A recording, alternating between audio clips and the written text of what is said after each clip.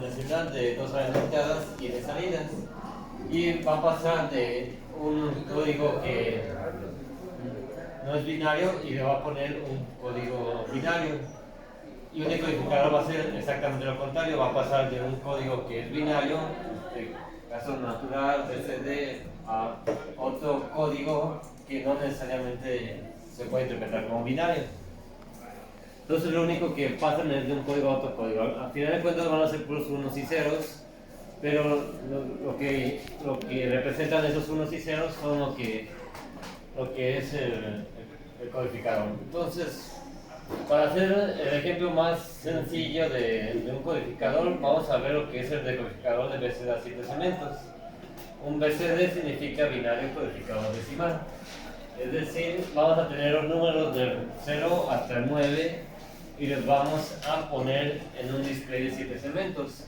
Para eso tenemos que hacer un circuito que interprete estos números que están en binario y los pase a 7 segmentos, y tendríamos que hacer un circuito para decirle, para decir cuándo se prende este LED, cuándo se prende este LED, y así para cada LED tenemos que hacer un pequeño circuito que lo vamos a expresar a través de una expresión booleana.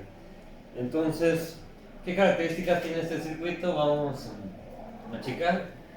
Vamos a tener 4 entradas, porque como necesitamos del 0 al 9, entonces es desde el 000 hasta el 1001, ese es el 0 al 9. Eso son una primera característica. Estas entradas vamos a llamar el vector B, que de 4 entradas, o sea, de 3 hasta de 0, de 3 a 0, y vamos a tener 7 salidas. A estas salidas las vamos a llamar de la A hasta la G, para tener mis 7 salidas. Y vamos a utilizar lógica negada, es decir, que cuando queramos prender un LED de los 7 LEDs que hay en el display de 7 segmentos, tenemos que mandar un 0 cuando lo queramos prender y un 1 cuando lo queramos apagar. Esto es más bien por las tarjetas que estamos usando. Las tarjetas de 1 son de lógica negada, entonces cuando le mandamos un 0 a cualquiera de los LEDs del display de 7 segmentos, pues lo prendemos, y cuando le mandamos un 1 lo apagamos. Entonces, teniendo estas características, podemos diseñar el circuito. ¿Y cómo lo hacemos? Pues haciendo una tabla de verdad dependiendo de las entradas que tengamos, qué salida queremos. Entonces tenemos que ver por todas las salidas, desde el 0 hasta el 9, y ver qué salida tenemos. Entonces, veamos cómo quedaría nuestra tabla de verdad, si quiero diseñar este circuito. Primeramente voy a tener mis 4 entradas, que van a ser los números que vamos a meter, y las salidas que representan cada uno de los LEDs, que como pueden ver en la pantalla, pues cada LED tiene un nombre llamado A, B, C, D, E, F y G. ¿Okay? Y tenemos que pasar por todos los casos, desde el 0 hasta que lleguemos al 9. Entonces, y si se dan cuenta, en 4 bits podemos tener números del 10 hasta el 15, pero estos números, en este caso, van a ser números que no nos importen porque no los vamos a utilizar. Entonces, desde el 10 hasta el 15, pues no nos van a importar los valores que tengan en su salida, porque así es el binario codificador decimal, simplemente nos hace caso del 0 al 9. ¿Ok? Entonces, tenemos que llenar esta tabla que ven aquí. Falta de llenar todo esto y decirle cuándo va a prender, qué LED se van a prender cuando entren un 0, qué LED se van a prender cuando entren un 1, y así sucesivamente hasta llegar al 9. Y ya del 10 al 15 simplemente no nos va a importar qué valores haya. ¿Ok? Entonces, bueno, vamos a empezar con el primer caso, es cuando está un 0. ¿Ok? En este caso, bueno, primeramente recuerdo, cuando quiero prender un LED voy a mandar un 0, y cuando lo quiero apagar voy a mandar un 1. Entonces, aquí vamos a empezar con la primera fila, o sea, para 0, 0, 0, 0. G, ¿le debo de mandar un 0 o le debo de mandar un 1?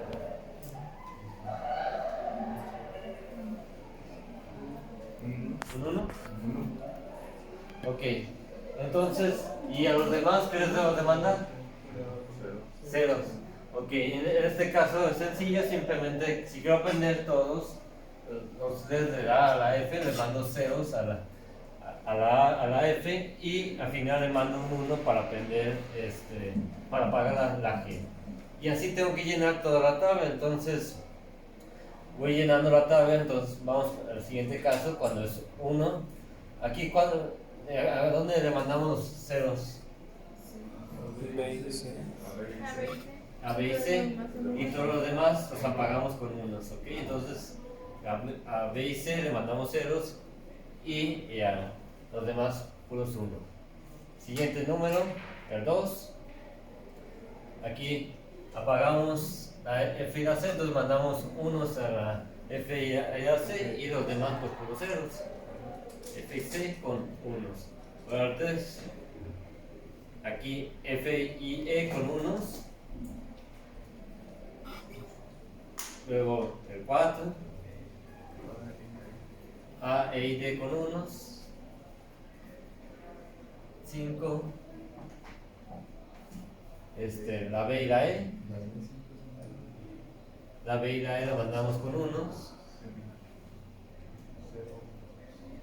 Luego el 6 simplemente apagamos la B, entonces mandamos un 1 a la B, entonces 0, 1 y puros ceros. El 7, bueno, aprendemos ABC, entonces 0, 0, 0 en ABC y ya después puros unos. En 8, ¿qué hacemos? Puros ceros, ok, dos puros ceros. Y 9, pues apagamos simplemente la E. Ok. Del 10 al 15 no lo vamos a utilizar porque así se llama el formato del binario codificado decimal. Entonces aquí van a entrar la opción que vamos a llamar don't care o no importa. Entonces ahí se pone del 10 al 15 ponemos condiciones don't care o no importa, ponemos una D y estas condiciones pues no nos importa si va a ser 0 o 1. Entonces ya cuando llenamos nuestra tabla, ahora sí vamos a poder diseñar nuestro circuito y sacar las expresiones booleanas de cada uno de los LEDs que tiene el display. Entonces, ya que tenemos toda la tabla de verdad, pues el siguiente proceso es diseñar. Entonces tenemos que ir columna por columna de la salida de A a la G y ir haciendo la expresión booleana de cada columna. Es como si tuviéramos por cada, esta es mi tabla de verdad y esta es una salida. Entonces va a ser una función para A, una función para B, otra C, D, E y F. Entonces, bueno, vamos a empezar primero con la A y simplemente tomamos la columna A, ¿ok? Y aquí pues regresan los mapas de Carnot. Entonces agarré solamente la columna A y voy a hacer una expresión booleana que me diga cuándo prendo y cuándo no prendo el LED A. ¿Ok? Como nos damos cuenta, hay muy pocos unos, entonces lo que nos conviene es usar más mini términos que maxi términos. Entonces solamente hay 2 unos. Entonces vamos a utilizar mini términos para que sea más sencillo, porque pues, si ponemos todos los ceros es más largo la ecuación. Entonces usando mini términos hacemos lo mismo como hemos estado haciendo en mapas de Carnot, son de 4 variables, de BTS a B0. Entonces 0, 0, tenemos unos en 1 y en 4, entonces esos los ponemos en el mapa de Carnot. ¿Ok? Pero aquí aparecen unas nuevas condiciones, las que mencionamos, las condiciones no importan, que son condiciones que no nos importa si son 0 o 1 porque no las vamos a utilizar. Entonces, ¿cómo se van a comportar en el mapa de Carnot? Va a ser, por así decirlo, como comodines, pueden ser 0 o 1 como nos convenga. Y recuerden, en el mapa de Carnot siempre queremos hacer los grupos de mayor tamaño posible, que abarquen todos los unos. Entonces, algunas D van a ser ceros, es decir, van a desaparecer. Aquí recuerden que los espacios donde no hay nada hay un cero, pero pues para no confundirnos, pues los quitamos simplemente porque solo necesitamos los unos. Entonces, para este caso en específico, vemos que esta D que está aquí me ayudaría a que se minimizara este 1. ¿Ok? Entonces, esta D la voy a poner como si fuera un 1 y la siguiente D como si fueran ceros. Entonces, digamos, todas las D van a ser como comodines y recuerden siempre que queremos hacer un grupo de mayor tamaño cuando hacemos mapas de Carnot. Entonces, si yo hago los grupos, me quedaría este y el de acá arriba. ¿Ok? Entonces tengo estos dos grupos, este grupo de 2 y este grupo de 1 que no se puede minimizar porque no se puede juntar con nada. ¿Ok? Y en este caso, repito, estoy suponiendo que aquí hay un 1 y aquí son ceros, es decir, que no hay nada, o sea que pues, no existiera. Entonces, recordar, la D es como un comodín que nos va a ayudar a minimizar más. Y entonces hacemos lo mismo que como hemos estado haciendo. Vemos aquí que B3 cambia de 0 a 1 y B2 se mantiene en 1 y B1 y B0 se mantienen en 0. ¿Ok? Entonces ese sería el primer grupo y el otro es el mini término 1, entonces es B3 negado, B2 negado, B1 negado y B0 sin negar. Y pues ya la respuesta de A, es decir, la función de A, cuando prende y cuando apaga el LED A, se les da con esta función. Recuerden, con mini términos es suma de productos. Entonces, pues ya nos tiene el A. Y así tendríamos que hacer por cada uno de los LEDs de 7 cemento. Tenemos que pasar ahora pues, con la B. ¿Ok? Bueno, ¿hasta ahorita alguna pregunta? ¿No? Bueno, vamos a continuar con el DT. Aquí recuerden, esta columna pues es como la jalamos de la tabla completa que teníamos. Okay, en este caso vamos a tener en 5 y en 6 estos unos y los tenemos que poner en nuestro mapa de Carnot. Y aquí, del 10 al 15 siempre vamos a tener condiciones, no importa, no nos importa si es 0 o 1, entonces los ponemos. Ok. Bueno, sabiendo que los D son comodines, ¿cómo juntarían allí los unos? Ok, 5 y 13 y 6 y 14. Ok. Son los dos grupos que podemos hacer. Los demás pues simplemente serían los ceros y se eliminarían. Entonces simplemente teníamos esos dos grupos. ¿Ok? Entonces ¿sí se entiende cómo son como comodines o a alguien le cuesta ver?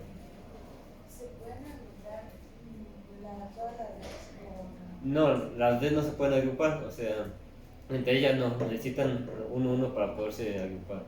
¿Cuántas D se pueden usar para formar todas las que sean? Las que se puedan, pero recuerda que tienen que ser grupos de 2, 4, 8.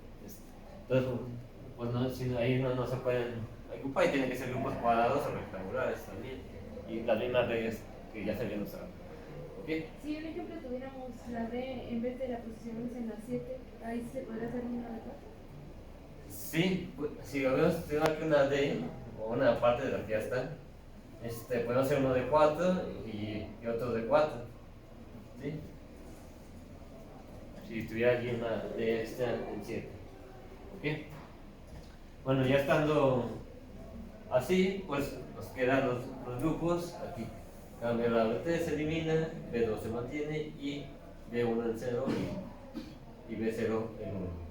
Acá se elimina B3 y queda B2 y B1 en 1 y B0 negado. ¿Ok? Y pues es la suma de estos dos. El D. ¿Ok? Pasemos a C. C sencilla, simplemente tiene un 1 en 2 y las condiciones no importan, pues vamos a tener igual desde el 10 hasta el 15. El 2 lo podemos contar, como pueden ver, con el 10, la parte de arriba con el de abajo, y aquí lo que nos queda pues es B2 negada, B1 negada y B0 negada. ¿Por qué? Porque B3 se eliminó y pues es simplemente ese término. ¿Sí? ¿Se usa el comodín para reducir términos? Sí, el propósito es hacer grupos de mayor tamaño y así se reduce más el término. ¿Okay? Entonces pasamos a D. En D lo que tenemos pues en 1, en 4 y en 7. Entonces 1, en 4 y 7 tenemos unos y tenemos igual. Se va a repetir siempre del 10 al 15, condiciones no importa. Aquí pues se repiten estos dos grupos que ya habíamos usado y pues nos quedan B2, B1 negado, B0 negado, acá el mini término 1 y acá B2, B1, B0. D pues es la suma de esos tres términos. Luego en E tenemos esos unos y los ponemos en el mapa de Carnot. Las condiciones no importan. Y ok. Bueno, a ver, allí en ¿cuáles serían los grupos que harían? Uno de 8, ¿sí lo ven? Y este 1 que sube, ¿cómo lo contarían? Con el 4. Con 4, 5, 2 y 3. Ok, uno cuadrado para hacer el máximo. Ok, no se pueden contar de porque sería de 6 y no es potencia de 2. Ok, entonces tenemos ese grupo y este grupo. Ok, de aquí a aquí pues cambia B3, entonces queda B2 y de aquí a aquí B1 se mantiene, entonces queda B1 y se elimina B0, entonces queda B2, B1 negado. Y acá pues B3 y B2 pasan por todos los valores, se eliminan, y de aquí a aquí el que se mantiene es B0, entonces B0 en 1. ¿Ok? Entonces E sería B0 más B2, B1 primo. ¿Ok? Luego F pues tiene el 1, 2, 3 y 7. Y bueno, aquí podemos hacer este grupo, el grupo de 4 y un grupo de 4 vertical. Aquí me queda B3 negado, B2 negado, B0, aquí B1, B0 y acá B2 negado, B1. Entonces F pues es la suma de todos ellos. Y finalmente la G pues tiene en 0, en 1 y en 7 unos, y los ponemos en nuestro mapa de Carnot. Sigue siendo lo mismo, las condiciones no importan. Aquí estos dos unos se pueden juntar y uno con la D. ¿Okay? Ya nos queda B3 negado, B2 negado, B1 negado y B2, B1, B0. Entonces, ¿qué? Pues sería eso que ven. ¿Ok? Y bueno, ya cuando hemos terminado, pues ya teníamos nuestro codificador, que pues es la unión de todas las ecuaciones que ahorita vimos. Entonces, las ecuaciones nos dicen cuándo se prende cada uno de los LEDs y cuándo sí, cuándo no, dependiendo de las entradas que lleguen de B3 a B0. Entonces, cada de todas estas ecuaciones pues, me hacen lo que es el decodificador de BCD a 7 segmentos. Y al final, recuerden, pues todas estas son con puertas que van a ir conectadas al display. ¿Ok? Entonces, pues todas van ahí dentro y pues ahí eso sería el decodificador. ¿Ok? Bueno, esto que vieron aquí pues va a ser su siguiente práctica. Van a tener que escribir en Verilog cada una de las ecuaciones que están allí. Igual tiene que ser assign a B corchete 2 corchete la ondita B corchete 1 y así ir escribiéndolo en Verilog. Entonces, esa sería una parte de la práctica. Y vamos a hacer lo que es el decodificador a veces de 7 segmentos. Aquí pues lo único difícil pues es copiar bien, o sea, pasar de una expresión booleana a código en Verilog. Entonces, en el código Verilog pues tenían que hacer un vector de 3 a 0 llamado B y salidas de un solo bit llamadas A, B, C, D, E, F y G. ¿Ok? Eso sería en la práctica. Bueno, ¿ahorita alguna pregunta? ¿No? Bueno, vamos a seguir viendo un poquito de más de Verilog.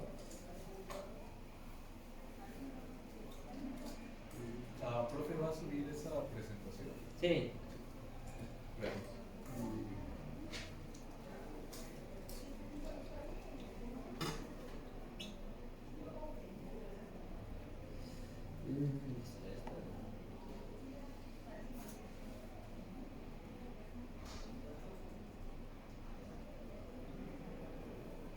No entendí.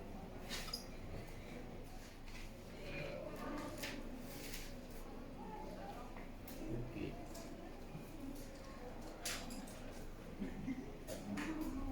Me llama la atención. Bueno, también para la práctica vamos a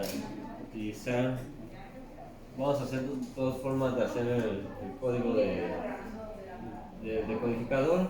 La manera más complicada pues es hacer todas las ecuaciones, pero ahorita vamos a ver cómo también podríamos hacerlo a través de alguna estructura de control.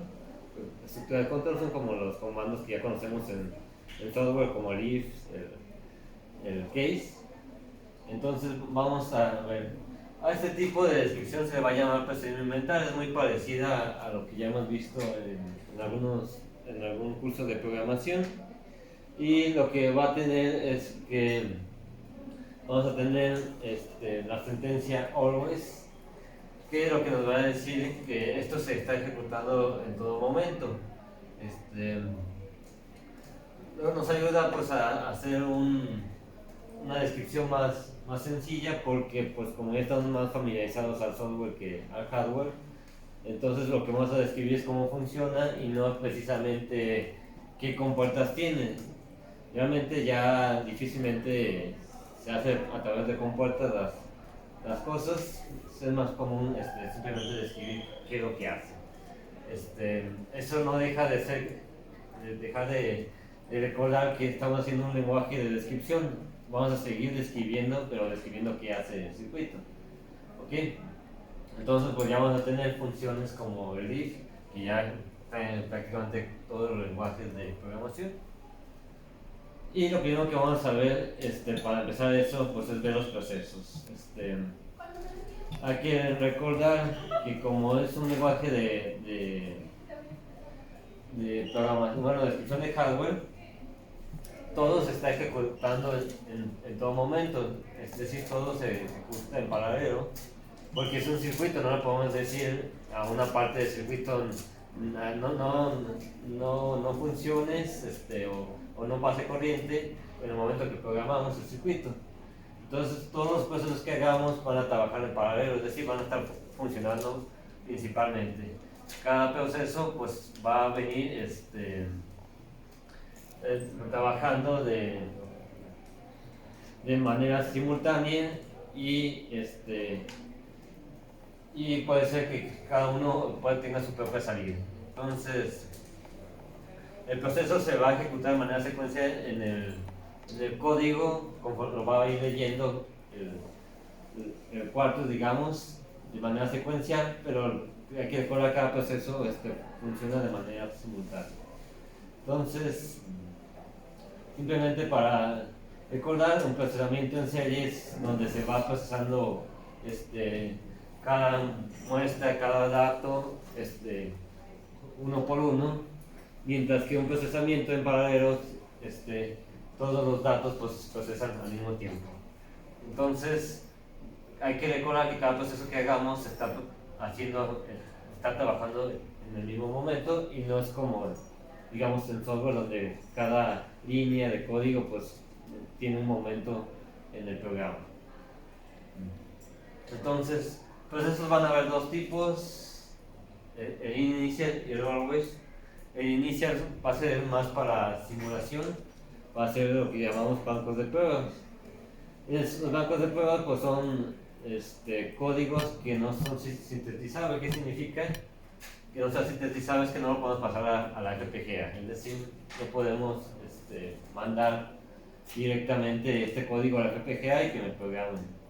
Simplemente es para simulación, es para ver si nuestro código está correcto o incorrecto. Entonces, se usa para hacer test bench, es decir, bancos de prueba. Bueno, eso lo vemos después. Y ahorita el que nos va a importar pues es el proceso always. En el proceso always nos va a permitir hacer circuitos sintetizables, es decir, que a final de cuentas lo que pongamos allí se va a interpretar en un circuito. Aquí un ejemplo sencillo de un proceso always.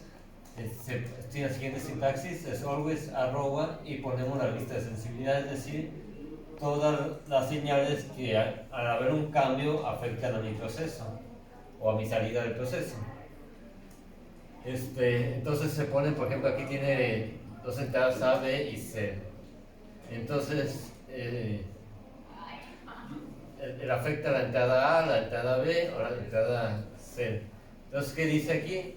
Si el selector es igual a 1, y será igual a A. En caso contrario, y será igual a B y se finaliza el always. N no es del if, es del always.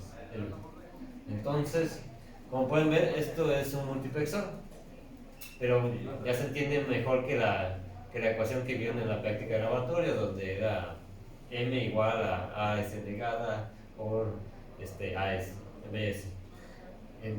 Que es la descripción de las compuertas, pero si yo veo este código entiendo más fácil que este es un multiplexor, porque o selecciona A cuando el selector es 1, selecciona B cuando el selector es 0. ¿Ok? Entonces vamos a ver varias estructuras de control. La primera vamos a ver el case, que es la que vamos a utilizar en la práctica para hacer nuestro codificador. Y vamos a tener que describir cada caso. En cada caso que tengamos, dependiendo del case, de la señal que vaya a variar, le podemos poner en el caso 1, iniciamos el caso y lo terminamos. Estos begin y end son opcionales si es que solamente tiene una línea. Si tiene más de 2 líneas el caso, o sea que aquí hubiera sentencia 1 y sentencia 2, ya tengo que a fuerzas poner begin y end. Entonces por cada caso tengo que poner begin y end si es que el caso tiene más de una línea, o si el código tiene más de una línea en cada caso. ¿Ok? Entonces, por ejemplo, si yo quiero hacer mi decodificador de ese segmento con el case, lo que tengo que poner es case de entrada a la B. Entonces cuando sea un 1 y poner la salida, el valor de toda mi salida. Va a ser un poco más sencilla, pero ahí lo van a deducir en la clase, en el laboratorio. Y el case tiene, a fuerza tenemos que poner el default, porque si no le damos al error.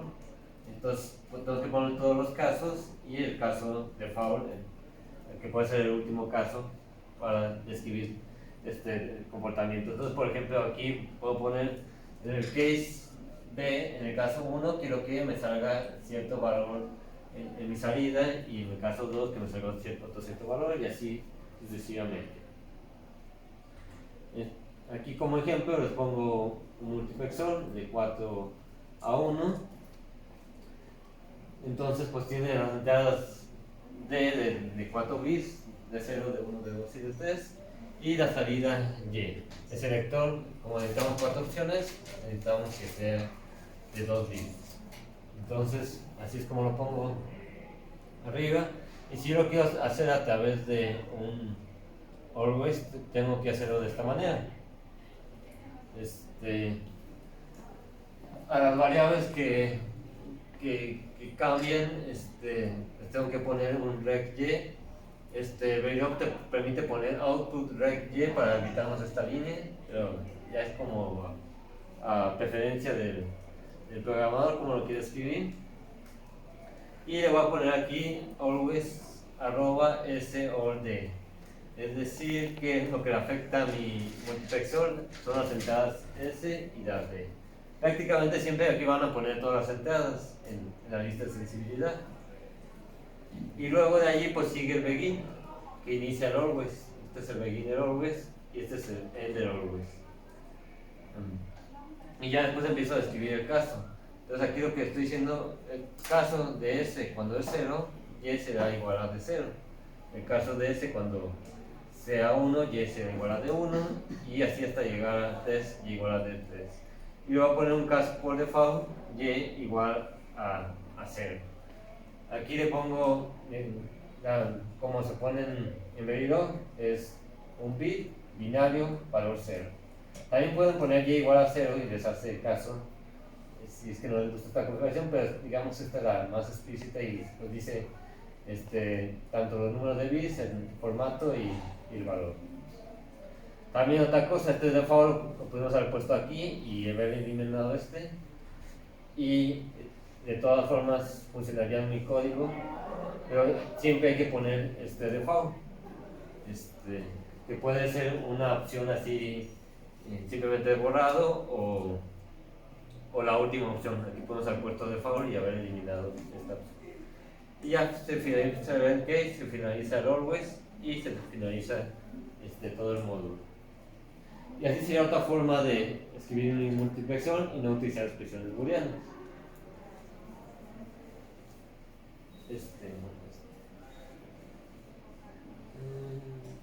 Bueno, otra opción simplemente para ver diferentes formas de descripción de descripción. Como les dije, output rec y sería otra forma. En vez de poner or pueden poner una coma, es más rápido. En vez de poner 0, 1, 2, 3 pueden poner digamos en la forma explícita 2 bits de binario 0, 0, 2 bits binario 0, 1. Igual lo más sencillo he puesto 0, 1, 2, 3 y dejar así. Esto ya es a preferencia de que están haciendo el código.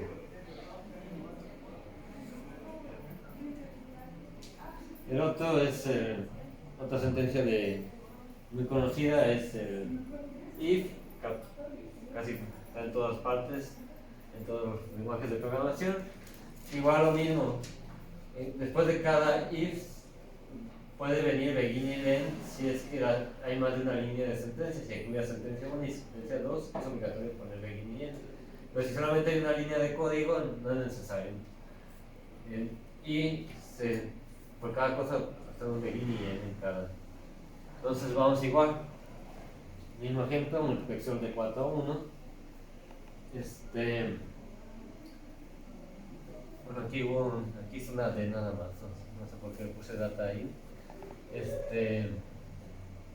Igual, si S es igual a 0, 0 y igual a de 0, el if S igual a 0, 1 y igual a de 1, y el último caso le puedo poner que Y sea igual a del 3. Y se finaliza el always y se finaliza el módulo. Entonces, el if tiene la ventaja o desventaja de que no es necesario poner un else, como en el case que a fuerza tenemos que poner el default. Pero siempre que hagamos un circuito, verifiquen que se describan todos los casos posibles de lo que yo estoy describiendo. Porque aquí si yo le quito el else, me puede hacer un elemento de memoria, es decir, cuando fuera 1, 1, que es el caso que no está, puede ser que me guarde un dato. Si yo no le pongo en todos los casos los describo. Entonces ahí simplemente se tiene cuidado con el if.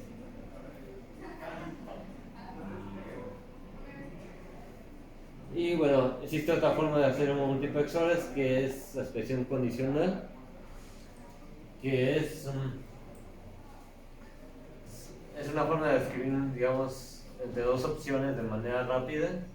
Entonces, si yo tengo una expresión, pongo signo de interrogación y aquí lo que sería si es verdadera esta expresión y aquí si es falsa esta expresión. Se puede concatenar, si esta expresión es verdadera, pues evalúa estas expresiones, o es falsa esto, y ya después internamente volver a hacer la expresión condicional. Haciendo el código de un multiplexor con eso, nos quedaría de esta manera. Si ese 1 existe, o sea, es 1, y entonces es verdadero, se verifica esto de los dos. Si ese 0 fue verdadero, o sea, 1, sería D. Si ese 0 fue falso, sería C. Entonces, si ese 1 es igual a 1, o sea, 1 y 1 me da D. 1 y 0 me da C. Y acá, si ese 1 es 0, entonces se ve esta expresión. Entonces, si es 0 y 1 es B, si 0 y 0 es A. Bueno, para mayor facilidad lo que está diciendo esto, entonces primero evalúa si ese 1 es igual a 1, se ven estas dos. Entonces, si ese 0 es 1, pues es D. Si ese 0 es 0, pues es C. Y si ese 1 es 0, se evalúan estas dos. Entonces, si ese 0 es igual a 1 es B, si ese es igual a 0 será A. ¿Ok? Y eso sería la forma de hacer con expresiones o estructuras de control un multiplexor. ¿Ok? Bueno, también voy a subir esta práctica, esta presentación. Y vamos a tener entonces en su práctica, ahora sí, pues dos formas de hacer un decodificador. Y uno a través del case, donde me van a estar describiendo cada uno de todos los casos que hay en el decodificador. ¿Cuáles van a ser los casos? Pues van a ser esta tabla. Entonces, bueno, aquí ya cuando terminamos.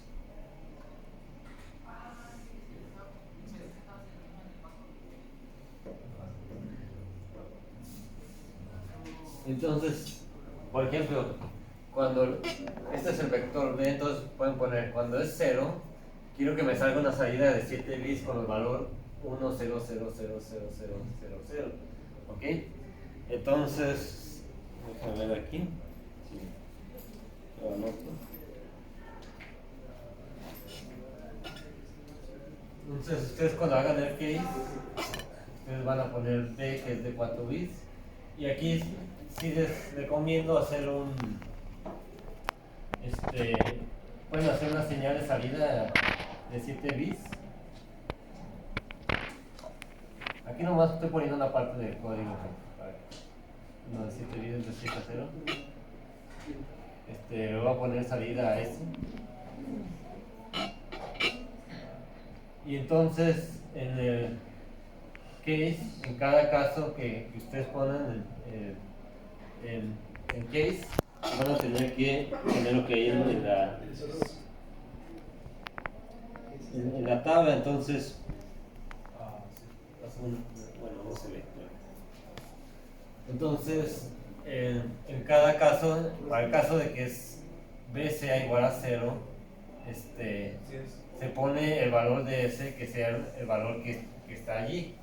Entonces, aquí en Verilog se pone que quieren que sea de 7 bits, que sea en binario, y ponen el valor que está aquí de G hasta la A. Entonces sería, bueno, aquí 1 y 6 ceros, punto y coma. Y así tienen que estar haciendo para el caso 1, que quieren que salga también en 7 bits, y el valor de de Así directo, profe. sí, así directo. Va a ser más sencillo esto. Simplemente es casi que estar copiando la tabla y poniendo pero un código en 7 bits y poner el que es para uno es 41001. Entonces ponen 4 unos y 0, no 00, bueno, ok, entonces eso sería el código y así lo siguen escribiendo hasta llegar al final. Eso sería su práctica 2. Pero bueno, ya en el laboratorio lo van viendo. Entonces les recomiendo ir para que salgan rápido del laboratorio, ir haciendo todas las ecuaciones estas, vayan haciéndolas en Verilog, ya teniéndolas en forma de código, pues para que no tarden tanto. ¿Aquí las ¿Sí? dos más? ¿Qué? ¿Me quedan las dos más? Van a ser las dos Ok. digamos, La vamos a empezar el martes. el martes y la van a acabar el martes. No, pero les recomiendo ya ir cambiando esto a Verilog. A ver, No es que sea muy complicado, o sea, por ejemplo allí me quedan una entrada B, igual B, corchete 2, lo que hay un producto, virgulilla B1 y así le sigue, ¿ok? Entonces me lo transforman a Verilog y bueno, les recomiendo que lo vayan haciendo ya para que no tarden tanto en el laboratorio. Yo subo esta presentación para que ustedes ahí se puedan basar. ¿Ok? Entonces, ¿preguntas o algo? ¿No? Entonces, bueno, sería pues todo por hoy.